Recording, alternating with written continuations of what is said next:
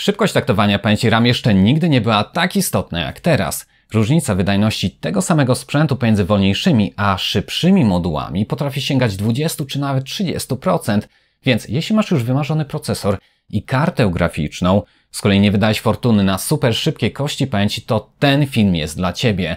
Powiem więcej, w większości wypadków nawet nie ma sensu kupować te najszybsze moduły, bowiem te zwykłe często też dają się bardzo ładnie podkręcić. Tak więc w tym materiale dowiesz się, jak nie wydając nawet jednej złotówki zwiększyć wydajność komputera w zastosowaniach profesjonalnych, ale też wycisnąć więcej klatek w grach.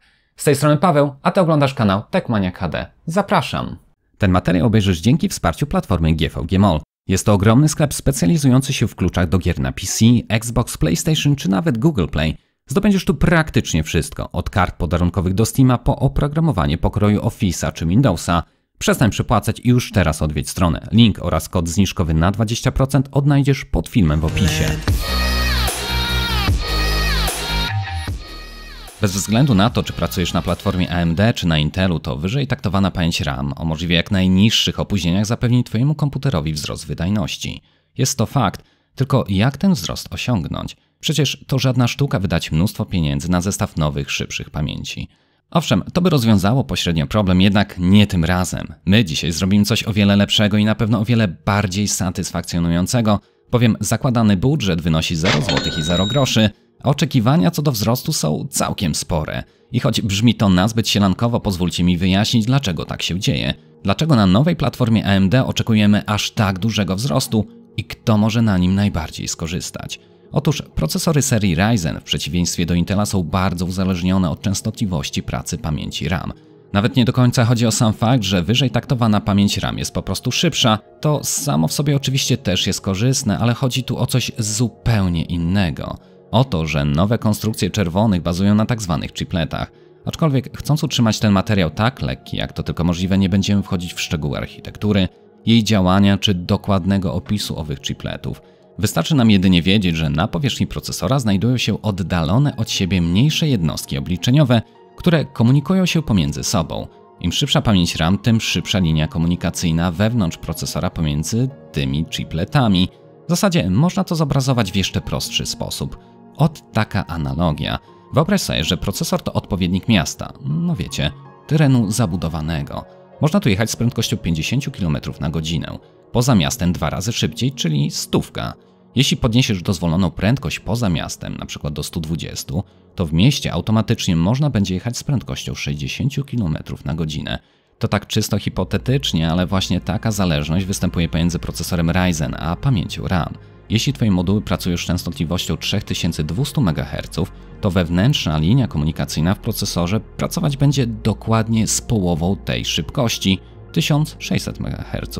W przypadku jeśli taktowanie RAM będzie wyższe, załóżmy na poziomie 3800, to i wewnętrzna linia komunikacyjna pracować będzie z szybkością 1900, a to pozwoli na efektywniejszą pracę.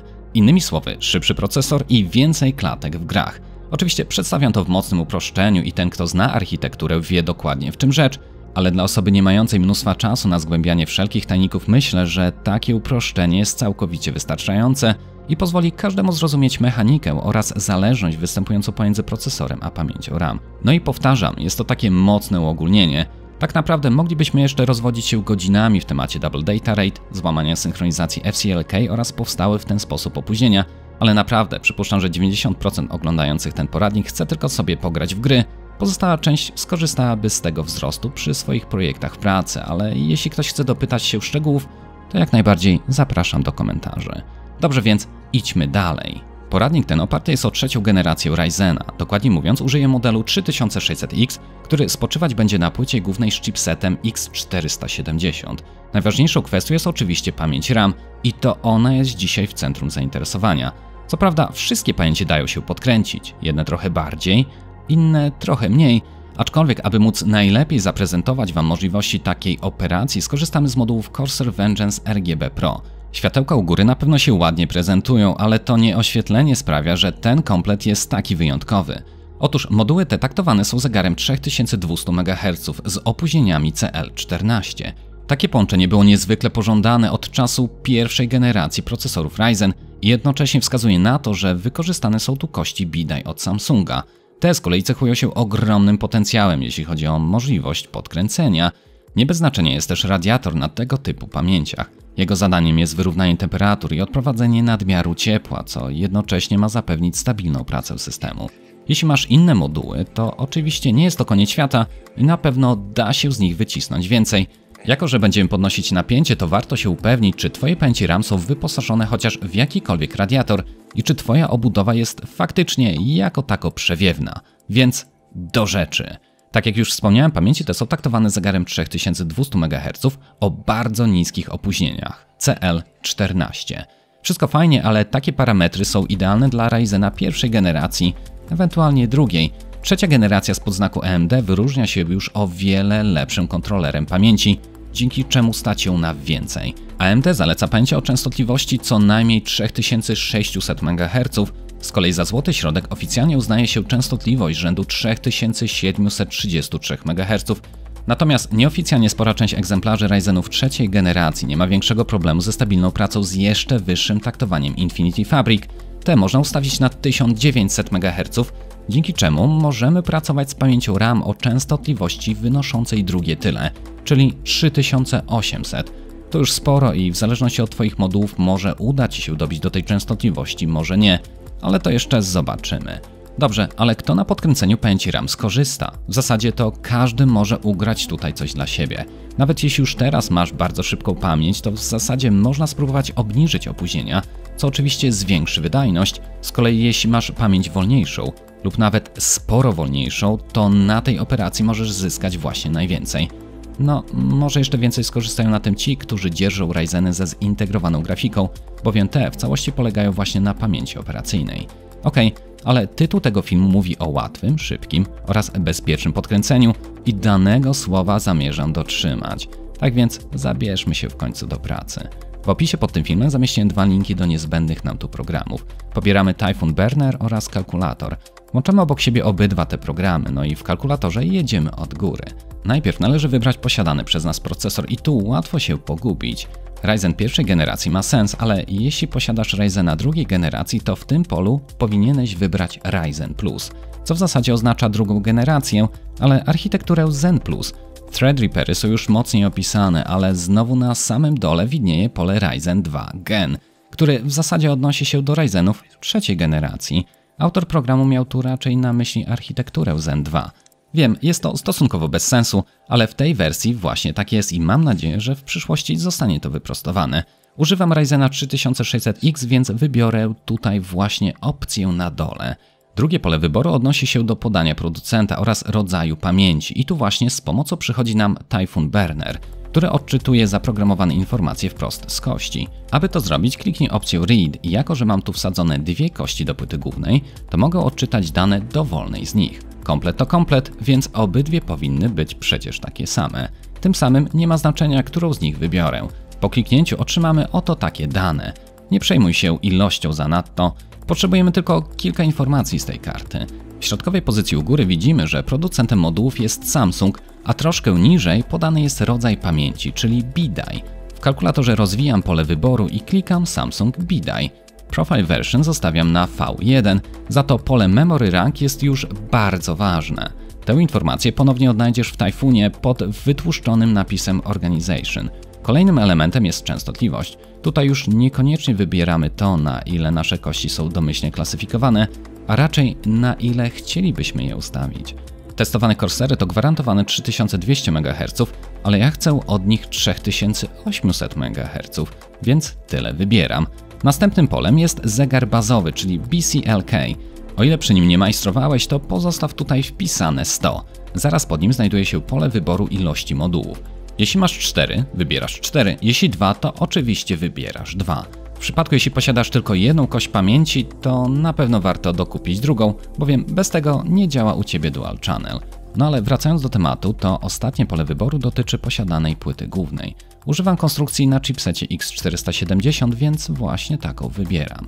Po wprowadzeniu wszystkich niezbędnych danych możemy wyliczyć opóźnienia.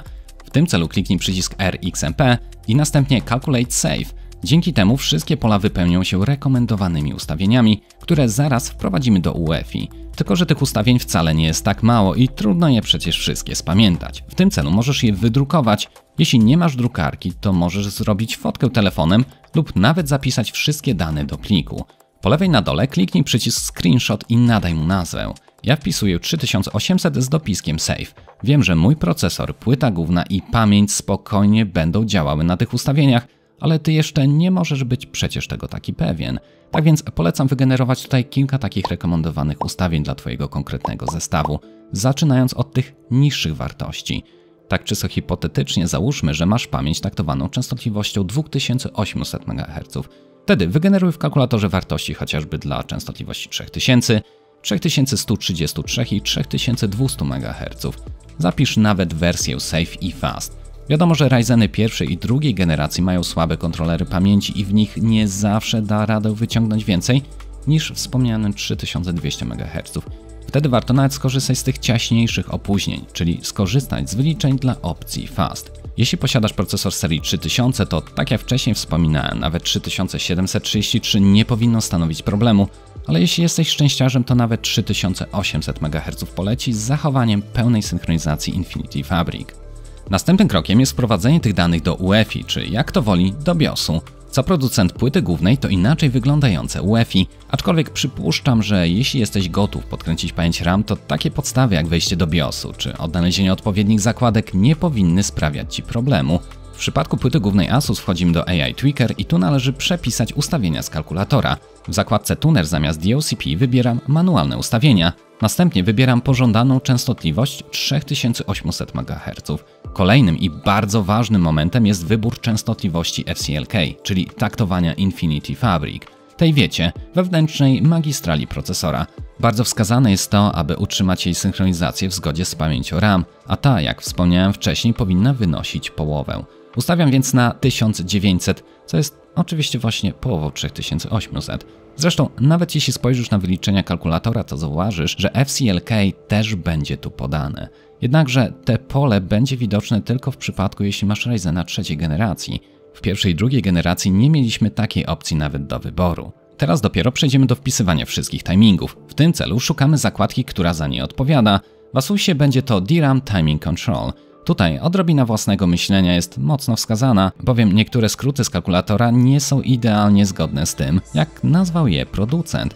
Przynajmniej na pewno nie wszystko w całości pokrywa się z moją płytą. Aczkolwiek jak się przyjrzymy, to na logikę jesteśmy w stanie rozkminić, co jest do czego. Serio, trzeba mieć otwarty umysł i wyobraźnię. Na przykład pierwsza pozycja DRAM Cache Latency to też pierwsza pozycja z kalkulatora, czyli TCL. No i ma to sens, bowiem małe T od timing, C od cache, a L od latency. Pozycja druga i trzecia zamienione są ze sobą miejscami względem tego, co jest w kalkulatorze, ale też się wszystko jako tako pokrywa. Zdaję sobie sprawę z tego, że patrząc na to pierwszy raz możemy zbaranieć, ale dajcie sobie moment na oswojenie i naprawdę nie ma co się wyłamywać. Zrobiliśmy tak dużo, że po tym będzie już tylko z górki. Niektóre pozycje są, niektórych nie ma, ale tak właśnie ma być. Ostatnim elementem do przepisania z kalkulatora jest napięcie pracy pamięci RAM. W prawym górnym rogu mamy podane 3 wartości: minimalne, zalecane i maksymalne dla wygenerowanych ustawień. Ogólnie przyjmuje się, że wszystko do 1,45 czy nawet 1,5 V jest jak najbardziej bezpieczne, nawet w przypadku codziennej ciężkiej pracy. Przy hardkorowym podkręcaniu kości wytrzymują wartości nawet powyżej 2 V, ale to już inny poziom OC. Moja płyta pozwala i tak na maksymalne ustawienie 1,8. Niemniej, jak sami widzicie, napięcie zalecane dla podkręcanych tu Corsairów wynosi 1,4 V, co jest praktycznie niczym dla zestawu z tak grubym i ciężkim radiatorem. Tak więc w tym polu wpisuję 1,4. To wszystko.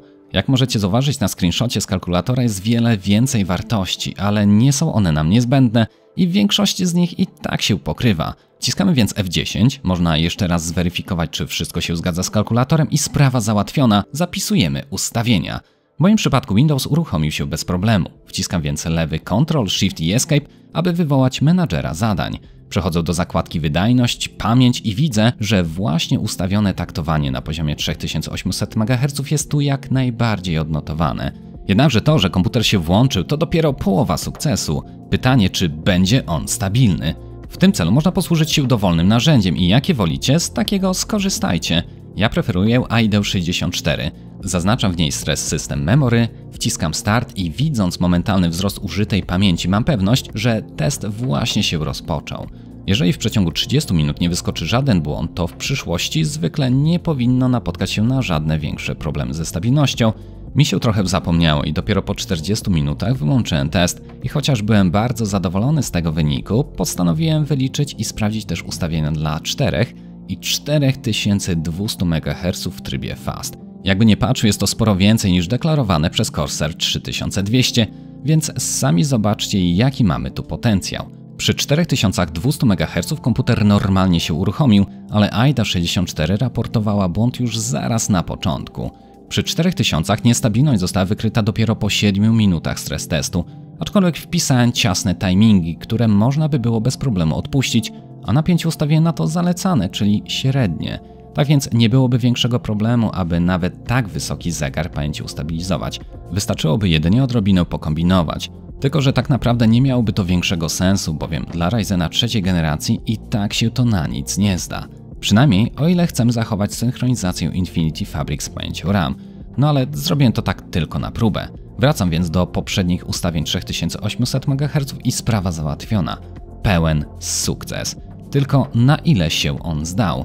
Na to pytanie odpowiedzą nam oczywiście benchmarki. Zacznijmy więc od ostatniej odsłony Assassin's Creed. Jak widzicie, oprócz profilowego XMP dla porównania dorzuciłem też standardowe ustawienia dla DDR4. W końcu wciąż wiele osób bazuje na takich zestawach. W ten sposób możemy przekonać się, jak wyższe taktowania mają wpływ na rozgrywkę. Tutaj mamy 12% wzrostu średnich klatek pomiędzy standardowym taktowaniem a uzyskanym OC, aczkolwiek jest to zaledwie 3% od profilu XMP. Choć GTA 5 to tytuł wciąż mocno ograniczony samym taktowaniem rdzeni procesora, to podbicie częstotliwości RAM i FCLK przyniosło nam już bardziej zauważalne korzyści. Różnica pomiędzy standardem DDR4 to 30%, a 3200 MHz XMP wyniosła 7%. Jednakże to dopiero Battlefield 5 ukazuje to, jak ogromne znaczenie dla rozgrywki ma taktowanie Infinity Fabric i pamięci RAM. Pomiędzy standardem DDR4 a podkręconą pamięcią notujemy zawrotne 45%. Sytuacja wręcz absurdalna, no ale cóż, jak najbardziej prawdziwa. Ten sam procesor, ta sama karta graficzna, pod względem sprzętowym przecież nic się tu nie zmieniło, jedynie częstotliwość RAM, FCLK i opóźnienia zostały tu zmienione. 45% więcej klatek to absolutna przepaść i uświadamia nam, że tak wolna pamięć w przypadku platformy AMD jest niczym innym jak kulą u nogi. Jasne, różnica pomiędzy XMP a naszym podkręconym do 3800 MHz wyniosła 12,5%, ale to wciąż przecież nie jest mało. Pamiętajcie, że w tym przypadku finansowy nakład wyniósł okrągłe nic, a ponad 12% więcej klatek drogo przecież nie chodzi.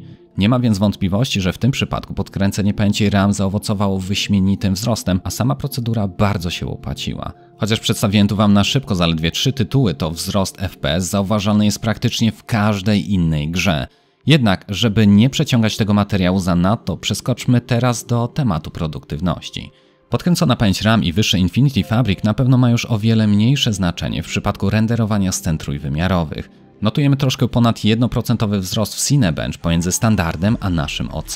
Sprawa lepiej się prezentuje w przypadku 7-zipowej kompresji. Overclocking przyniósł nam odpowiednio 27 i 13% wzrostu. Zabawa kalkulatorem polepszyła także dekompresję, jednak już mniej znacząco. Jest to 5 i 1% przewaga po OC. Kolejno test wyprowadzenia 10-minutowego materiału w DaVinci Resolve Studio w wersji 16.1.2. Używając jedynie natywnego encodera, czyli bez wsparcia GPU, obcięliśmy odpowiednio 6 oraz 1,4%. Niby niewiele, ale należy pamiętać o tym, że wzrost ten odczujemy nie tylko przy renderze, ale nawet bardziej podczas samego procesu montażu.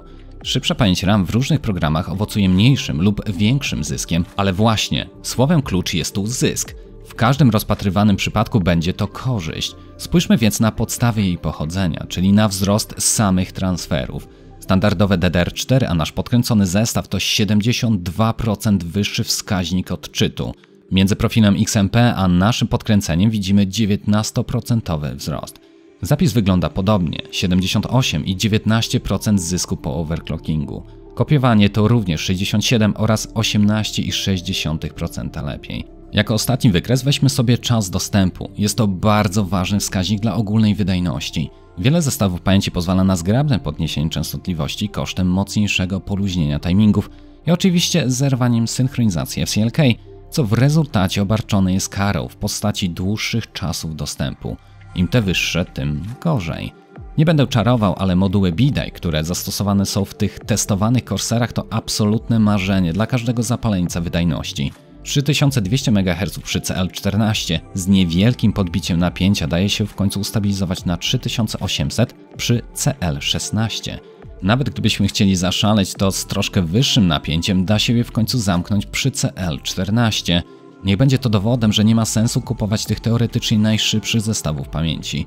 Mając jakiegokolwiek Ryzena z serii 3000 podbicie pamięci na 4 czy nawet 4400 MHz sprawi, że w rezultacie sprzęt będzie pracował mniej wydajnie. Złotym środkiem jest zestaw 3200 z najkrótszymi timingami, który podkręciłem właśnie na 3800 MHz. Oczywiście podkręcanie pamięci RAM to nie to samo co podkręcanie procesora, ale tu również obowiązuje loteria. Nie każdemu uda się osiągnąć te same rezultaty. Wiele zależy od tego, jakie moduły się trafią, jak bardzo będą one podatne na stabilne utrzymywanie wyższych taktowań, ale i oprócz tego dochodzi but szczęścia i kompatybilności na płaszczyźnie płyty głównej, jak i samego procesora. Temperatura także nie jest tu bez znaczenia. Pamięci bez żadnego radiatora podkręcić się da, ale gdy tylko staną się one zbyt gorące, to w krótkim czasie objawi się to brakiem stabilności. Nawet jeśli mają one radiator, to nie wszystkie będą sobie równe. Jedne są mniejsze i lżejsze, przez to podczas dłuższego stresu wciąż mogą dobić wysokich temperatur. Dlatego jeśli chcemy podkręcić pamięci naprawdę wysoko, to bardzo wskazany jest mięsisty odpromiennik. Corsair Vengeance Pro mają na sobie naprawdę solidny i ciężki radiator, dlatego przypuszczam, że w przyszłości, gdy już sam procesor zdzierży szybsze pamięci, spokojnie można będzie ich używać, nawet z częstotliwością 4200 MHz, ale tak jak powiedziałem wcześniej, już z luźniejszymi timingami. O ile mamy dobrze wentylowaną obudowę, to przy takim stosunkowo lightowym podkręcaniu, nie przekraczającym 1,45 V, to temperatury nie powinny być tak dużym zmartwieniem. Te zawsze można sprawdzić pirometrem, bowiem jedynie te najwyższe modele wzbogacone są o wewnętrzny czujnik temperatury.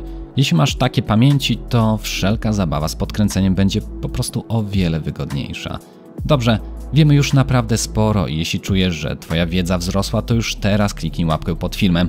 Jednak nim jeszcze zabierzesz się za podnoszenie wydajności swojego komputera, to chciałbym Ci przekazać kilka istotnych porad. Po pierwsze, co w przypadku, jeśli po wpisaniu nowych ustawień Twój komputer nie będzie chciał wstać? Na testowanej płycie głównej Asusa nie jest to problemem, bowiem jeśli 3 razy nie uda się jej zaskoczyć na nowych ustawieniach, to płyta główna sama startuje na obniżonych wartościach. Wtedy po prostu próbujemy wpisać niższe, wyliczone przez kalkulator. Jeśli Twoja płyta główna nie jest na tyle bystra, to niezbędne może okazać się ręczne wyczyszczenie pamięci CMOS. Taką instrukcję znajdziesz w książeczce, ewentualnie skorzystaj z manuala na stronie producenta. Zwykle sprowadza się do zwarcia 2 zworek na płycie głównej, choć niektóre bardziej rozwinięte modele mają nawet odpowiedni do tego przycisk. Więc jeśli nawet wpiszesz zbyt wysokie ustawienia, na których sprzęt nie będzie chciał się prawidłowo uruchomić, to wystarczy przywrócić ustawienia i wpisać nowe. Czasami wystarczy dać minimalnie wyższe napięcie i tyle. Podkręcanie to podkręcanie i choć sami producenci do tego zachęcają, musisz mieć na uwadze fakt, że godzisz się na wszelkie ryzyko z tym związane. Choć OC pamięci RAM jest mniej ryzykowny od podkręcania procesora czy nawet karty graficznej, to świadomość taką należy oczywiście mieć. Druga taka porada ode mnie to, gdyby się okazało, że Twoje pamięci bardzo niechętnie będą chciały się podkręcać, to upewnij się, czy aby na pewno kości znajdują się w odpowiednich slotach na płycie głównej. Jeśli komputer był składany przez niedoświadczoną osobę, to może się okazać, że nie są one w zalecanych gniazdach. Taką informację również znajdziesz w instrukcji producenta i na pewno warto to zweryfikować. Na próbę wsadziłem testowane kości do złych gniazd i choć wszystko działało tak jak trzeba przy 3200 MHz, to maksymalne OC, jakie udało mi się z nich wycisnąć, to 3433 MHz. Wszystko powyżej zwyczajnie nie pozwalało mojej płycie głównej na rozruch. W tych prawidłowych slotach testowane pamięci Corsair uruchamiały się bez problemu nawet na 4400 MHz, więc wybór slotów ma znaczenie, a tak łatwo to przecież przeoczyć. W każdym bądź razie życzę Wam ogromnych sukcesów i jeszcze wyższych wzrostów wydajności. Pochwalcie się nimi w komentarzach, napiszcie jaki procesor, RAM, płyta główna oraz na ile one poszły. Nie zapomnijcie też pomagać sobie wzajemnie. Ja postaram się zaglądać na tyle często do komentarzy, na ile to możliwe. Jeżeli podobało Ci się to nagranie, bardzo proszę, pozostaw po sobie chociaż tą łapkę w górę oraz subskrybuj mój kanał. A może znasz kogoś zainteresowanego tematem? Jeśli tak, koniecznie wyślij mu linka. Natomiast jeśli masz jakiekolwiek pytania, jak zwykle możesz je zadać w komentarzu pod tym filmem. Tymczasem ja się z Tobą już żegnam i zapraszam do następnych nagrań. Trzymajcie się, hej!